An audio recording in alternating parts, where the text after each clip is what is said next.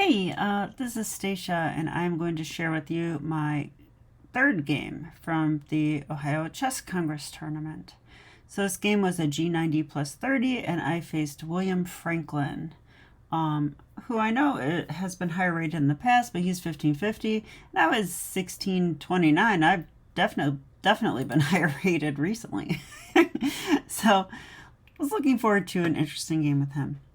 So he went e4, e5, knight to f3, knight c6, bishop b5 to Roy Lopez, a6, bishop takes c6, pawn takes, and now d4.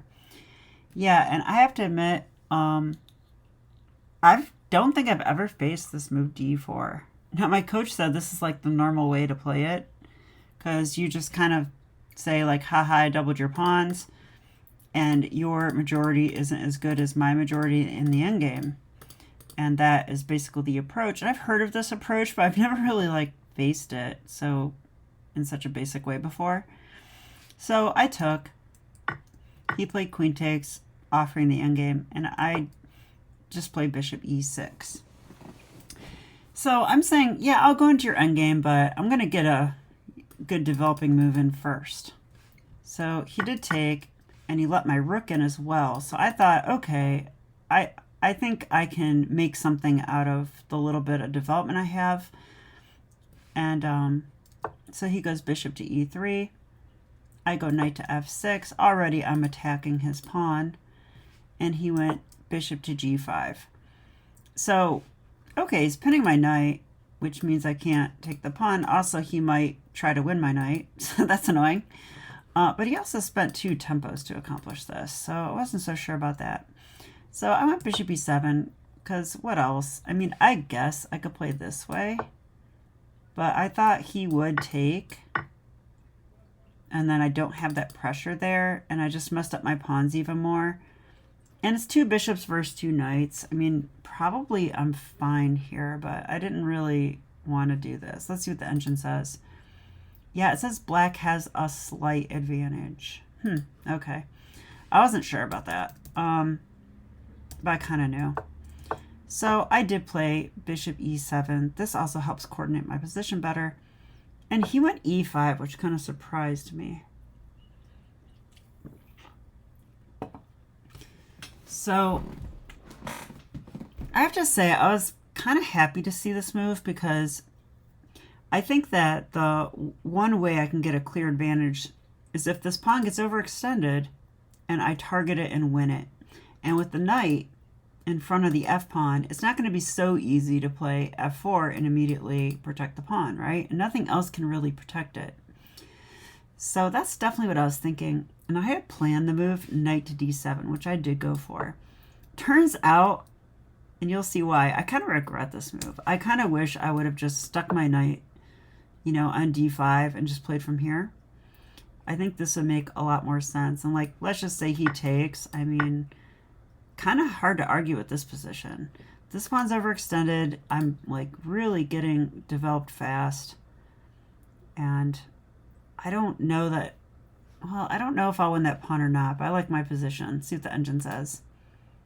Wow, it says -1 for black. Yes. So that to me means we will win the pawn. Okay, so I went knight d7 though, and what I failed to realize is that even though he takes and I take here, now he can just castle. He can just castle. I mean, I don't have time to win the pawn. There's no way. Not with my king here and rooks appearing here. That's not happening. Right? So I ended up thinking a while. I did play bishop g4 anyway, with the idea of taking and maybe take. I doubt it though. But either way, I thought,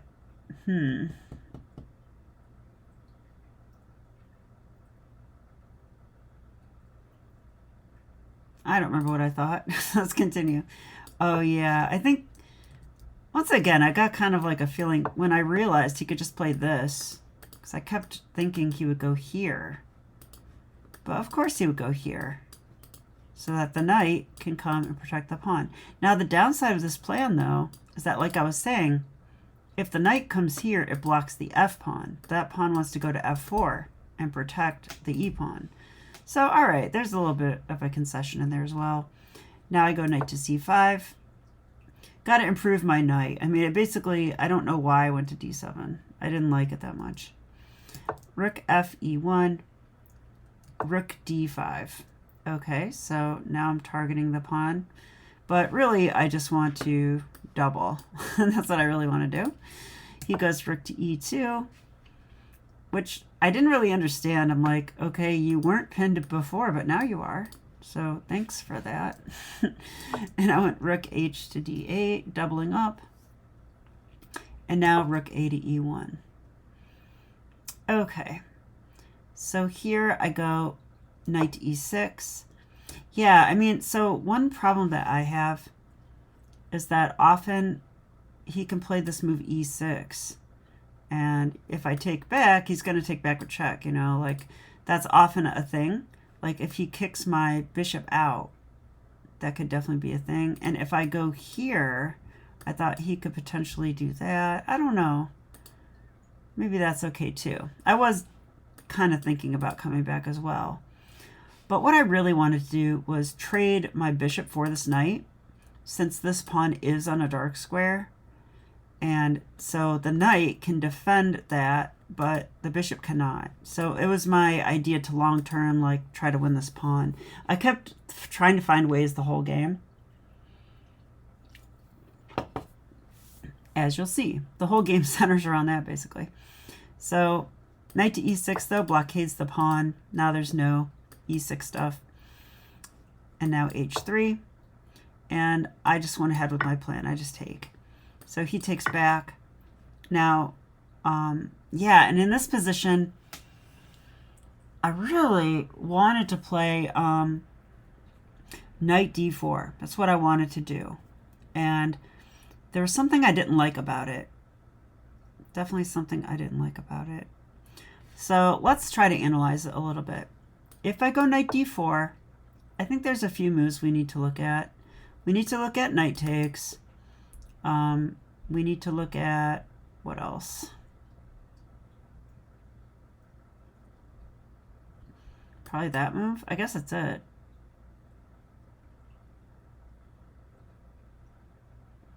I guess this move too, but no, they take the, oh, what about moving the rook? Maybe we look at this too. Okay, I'll use the engine just to go fast, but it actually says that it's not the best move here.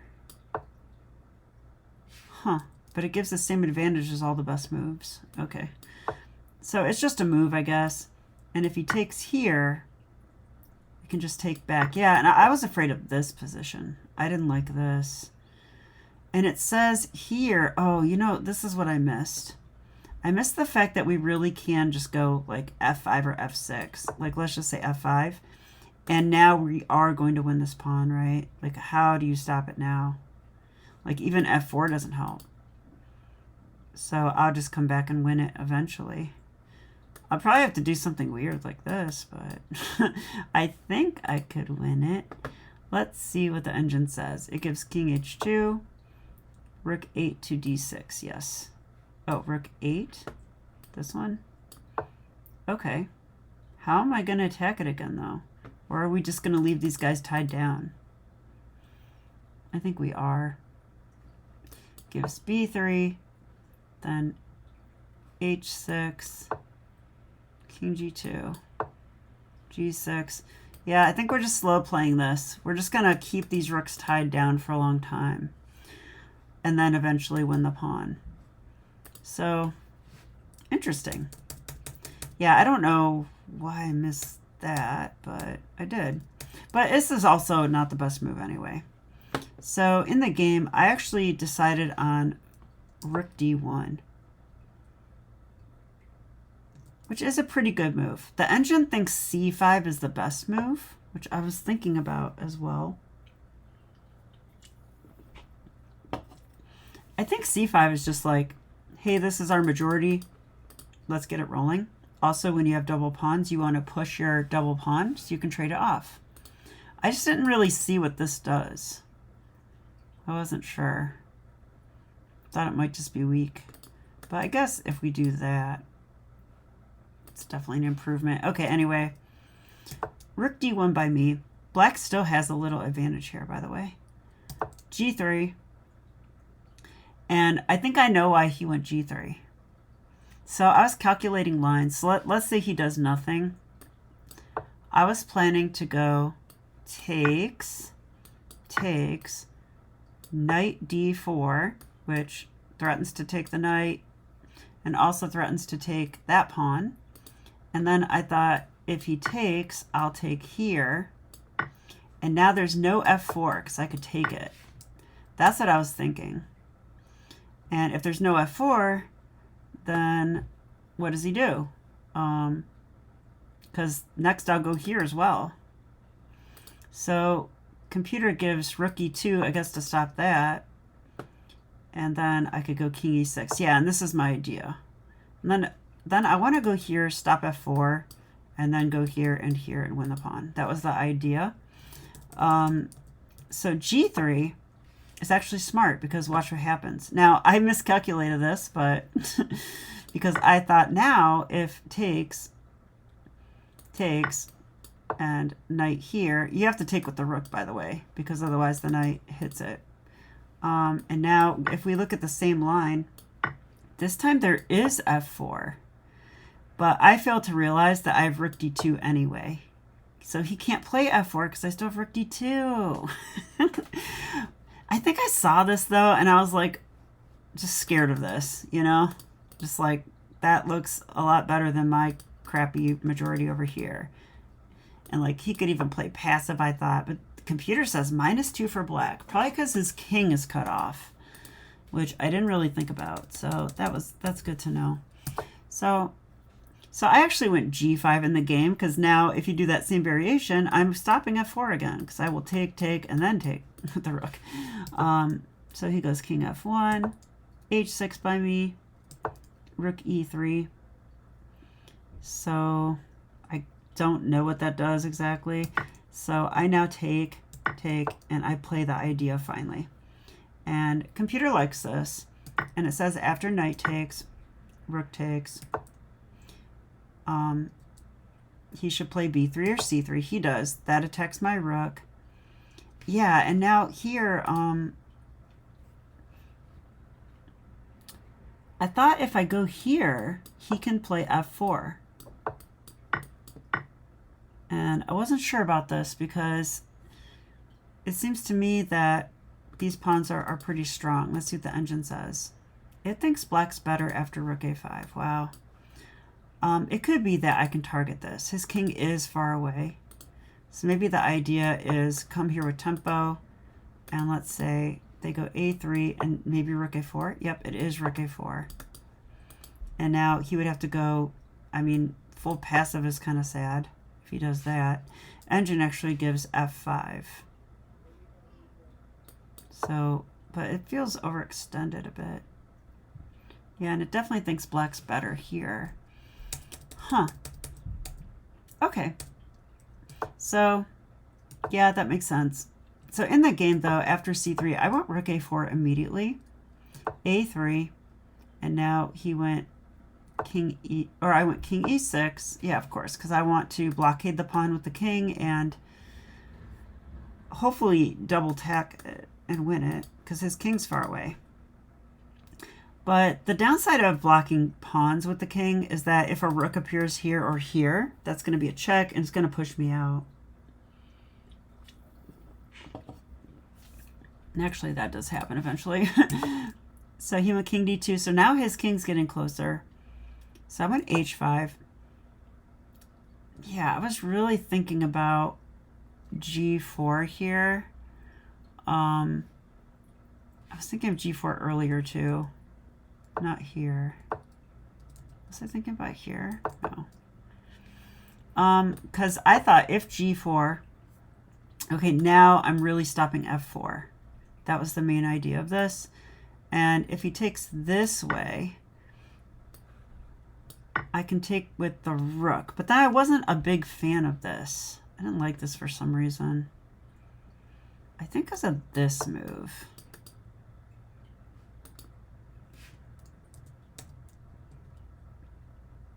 But I did like the fact that if he goes here, I was wondering if I could play this move. I don't think so, though, because he can probably take my rook, and he's in time. Yeah, I did roll that out during the game, but I was calculating that in other positions, too. But I can't give up the rook like that. So I just went h5. King to d3 he played. So he's getting his king up, but he is cut off still from coming to the very center.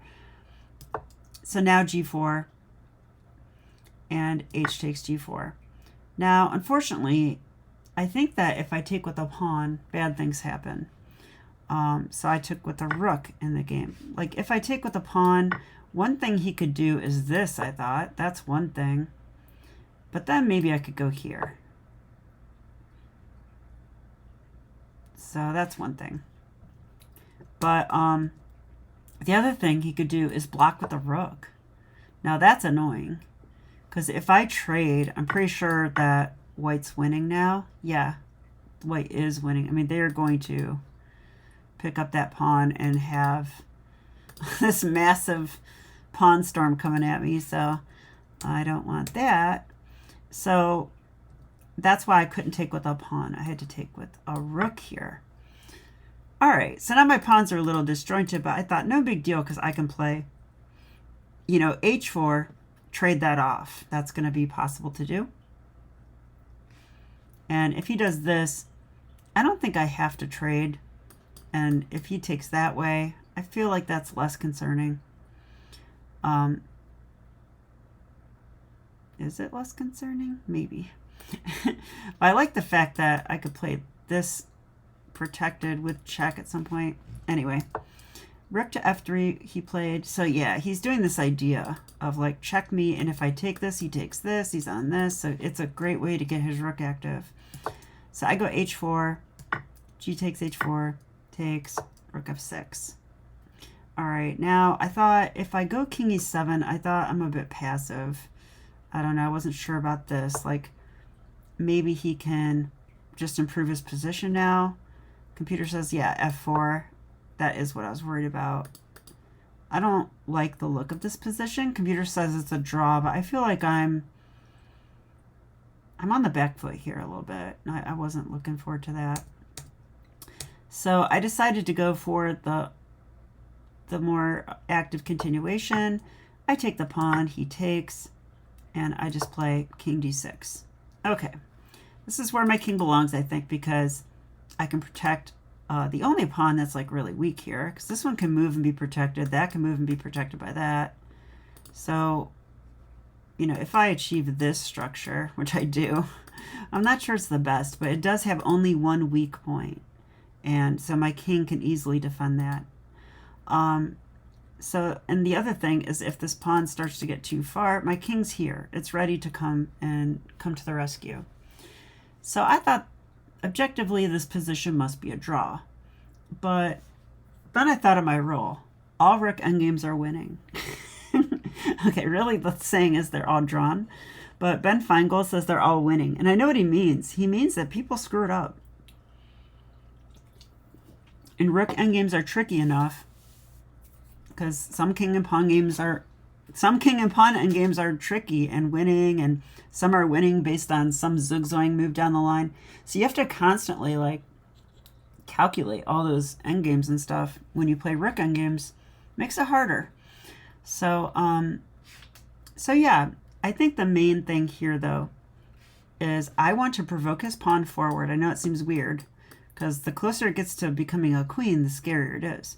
But the way I see it, the closer it gets to being a queen, the easier it is for me to round it up and capture it with my king and my rook. And as long as I keep his king out, which was my plan, I think that's always going to be possible. The other thing that I need to watch out for, though, is I never want to exchange rooks. If we exchange rooks and he has this pawn, that pawn will become a distraction, lure my king over, And then he can walk in and not, well, he can't break in yet. But if we do that other position, you know, he will find a way in and win those pawns and win the game. So basically, I need him to push his pawn, and then I need to capture it. And he needs me to exchange rooks. So that's really the battle here. So he went rook f8. So I improved my structure a little bit. I just wanted to make it nice and solid and then go from there. He checked me. I went here, attack my pawn. I go back to make him think I want to draw, but I don't. Also, you get plus 30 every time you make a move, so why not? So we're dancing around a little bit here. c4. Yeah, I was kind of sad that I didn't play c5 sooner, but I wasn't sure about it. Like if I, well, I can't play it here. I was going to play it earlier, though. Well, maybe I never did have a chance. So he got it in with, he got that c4 move in. So I play here. So I got my, you know, my structure that my king can walk in easily if needed. And I can always protect this very easily. So check here, check here. Okay, and I just go back and I'm like, okay, you know, I'm totally solid here. And let's see if he will push his pawn. I'm trying to entice him to make some progress. So he just goes here, though. Yeah, he was very concerned about me pushing my pawns. Yeah, and I was thinking about doing it too at some point. Like I could play like this plan, right? But the problem is this rook's always here. And even if it goes away, like eventually, if I do this and I push, he could pin my pawn too. It's like, it's really annoying the way it works out. King c3, rook h2. There's probably a lot of correct moves. Like, I felt like I have a lot of moves. Like, I'm just waiting, kind of. And I just need to not trade rooks, like I was saying. So, check. Ooh, I got him to push it one square. Okay. Like, okay. Not a big deal, I guess. Rook h1, b3. So I'm trying to play like a normal person this game. And I think I kind of did that. f4, king c8. Yeah, I came up with some funny ideas here. I thought maybe I could, maybe this pawn is far enough that I could try to take it, but I don't think it's far enough yet, actually. Yeah, this part's funny because I went here knowing that he would try rook f8, trying to skewer. So he did, but I was like, okay, I'll come over here. Like, hi. Now rook c8, and I thought, now I have this. I only have 1 point to defend. Why not have the rook do it? The rook also still cuts off the king. So why not apply some pressure this way? See if I can get him to push this pawn. And I have to calculate the rook trades. Make sure. Yeah, because like, for example, I intuitively knew this one's not good. But if I allow this, this is just horrible, right? I mean, now, like I was saying, I can't abandon this pawn, but he can. And at any moment, you know, he'll push me down further first, probably.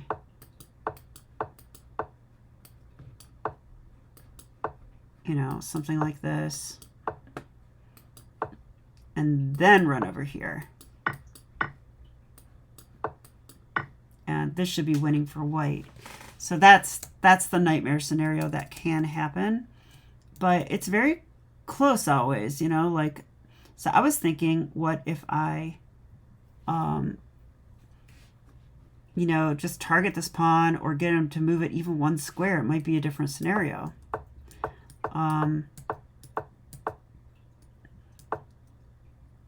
But just didn't happen. Kept trying to get up. Ooh, I'm up. And then he like protected it. Yeah, I just never really have a way to do anything.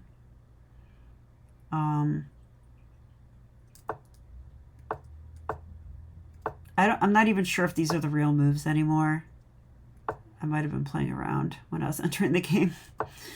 King G7. Yeah, attacking the rook. And we just kept messing around for a long time. I think I tried one more thing where I tried to orchestrate. I guess I'll show it. Like, let's just say he goes, I don't know where he goes.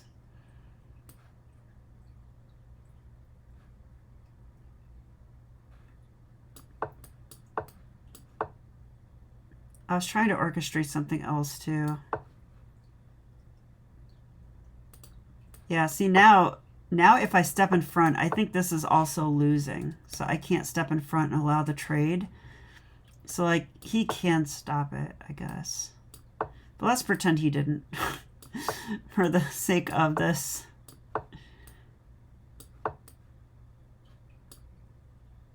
Okay, I actually don't want to check. Let's just go there so I can.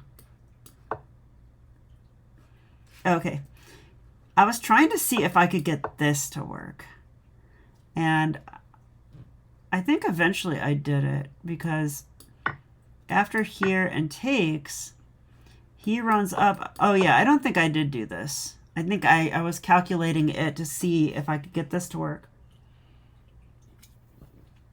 Now, if he just runs to his pawn, I get to play this. And I think this, you know, it's a draw, but at least now he has to stay by this pawn. And if he gets in time pressure, maybe I can sneak that pawn up or something. And that actually seems very unlikely as well.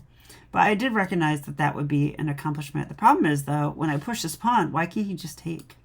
And then I'm kind of in the same thing as before.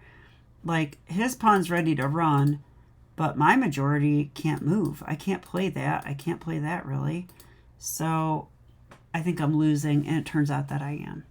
So I'm really glad that I recognized that. I didn't go for it. And instead, I had to take the draw. So, yeah, it was kind of sad to have so much pressure the whole game and have it end in a draw like that. But if I recap it now,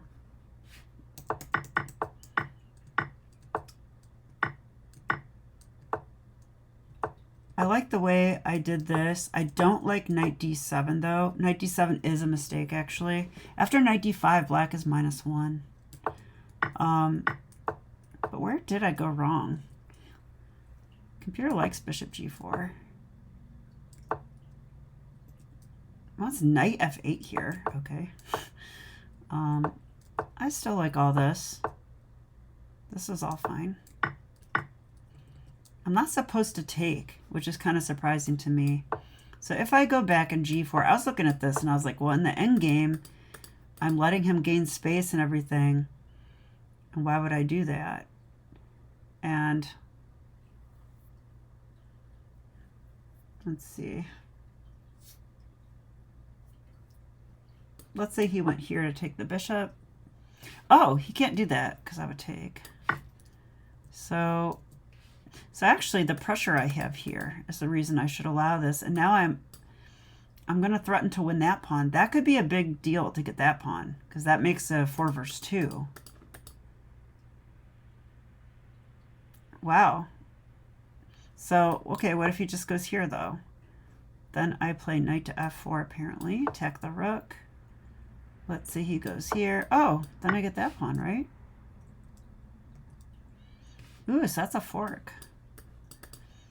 So I did not see the fact that I could target this fork by doing this variation. I did not see that. And I didn't see that the knight couldn't attack me because I have rook takes. So that was not good on my part to miss that stuff. But I already kind of convinced myself I was going to take the knight because of what I was saying. Yeah, I don't know if this is the best plan, but computer does like it. It says it's still an advantage for black. Yeah, and then here, I played this g5 move. Oh, so it turns out that my idea would work. And so that's something I need to get better at, right? So that whole variation with takes, and knight d4, take, f4, which I was trying to stop, and then here. So I need to see this position, and I didn't evaluate it right. I was like, oh, I think white's better because of this. No, black's better because we're active. And the king's cut off. And they would have to go full passive here if they want to save the pawn. And then I can just improve my position a whole bunch. Like, why not? Like, maybe I go, like, c5, get my pawns rolling, or maybe I get my king up a little bit. And it's not so easy for them, right? If they move this, I take that pawn. It's going to be a while before their king comes to get me. And then I can come attack these. You know? Now the king's still cut off.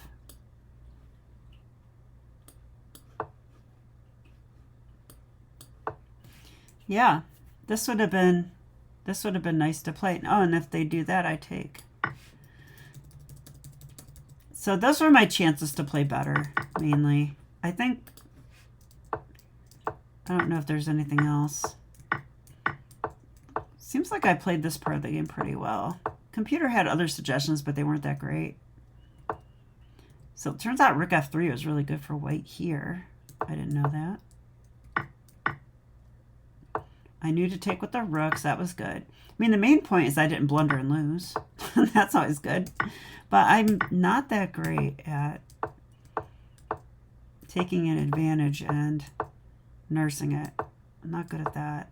So that's something I'll be working on. So when I play like a normal person, I get good positions, but apparently I don't know how to play them that much. So it's like I can keep the advantage for so long, and then at some point I kind of let it go. And this always was a draw, but I'm glad that I played on, and I'm glad I never exchanged rooks. That's a mistake I've made in the past, though, that I will never do again. I never trade rooks unless I'm absolutely sure that it's okay. And that would trade rooks, but that didn't happen in the game. So anyway, I hope you enjoyed the game, and I'll be back with more. Okay, bye.